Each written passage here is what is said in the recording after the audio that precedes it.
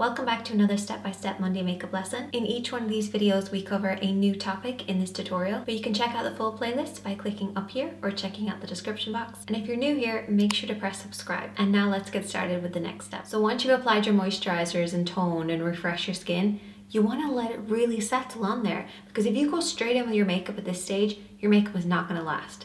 Because yes, moisturizer does give your foundation something to hold on to, but if it's too damp, it'll actually just end up slipping and sliding.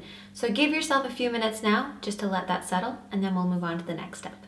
So for the next step, we're gonna prime the skin. So we've done a lot of our prep work already, and the moisturizer will definitely help, but priming your skin can also give your foundation a little helping hand. What I tend to do is I use an illuminating primer. The best thing about the primer that I use is it's not only illuminating, but it also controls oils. So even though I'm gonna have really glowy skin, it's not gonna be greasy looking. And less is more when it comes to primers, especially if you've prepped with your moisturizer enough. You shouldn't need too much primer.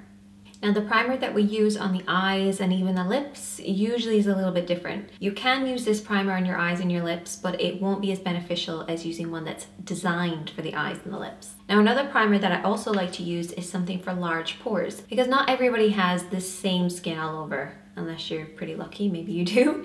But I actually have large pores on my nose and on my cheeks. So what I do is I use a pore minimizing primer, and you only need a very small amount of it.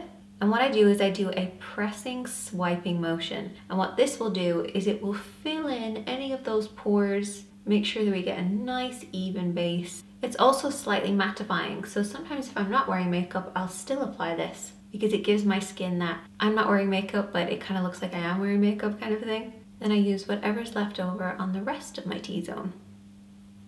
Now, as I said, not everybody needs a primer, but I would recommend it for anybody who has problematic skin. So if you have acne, very oily skin, very dry skin, or just for a special occasion you want your makeup to last just a little bit longer, then I would recommend using a primer. Now the best way that I find is to use a primer that works with your moisturizer. So say for instance, if you have combination skin and you're kind of a little bit dry, but you're also kind of oily, you can use your moisturizer to moisturize the dry areas and the rest of the face. And then take something like a mattifying primer and just focus that on the areas that you need to, because for combination skin you'll just have certain areas that are different from others. So it gives you a little bit more control. You can use your moisturizer and then you can use a primer, and they'll work really well together. And I'll put some of my favorites in the description box, so definitely check that out. And that's this step complete, but make sure to check back next Monday for the next step. But as always, I am here to help, so if you have any problems with this, leave a comment and I'll try and get back to you. Before you go, make sure to give this video a thumbs up, and I'll see you in the next one.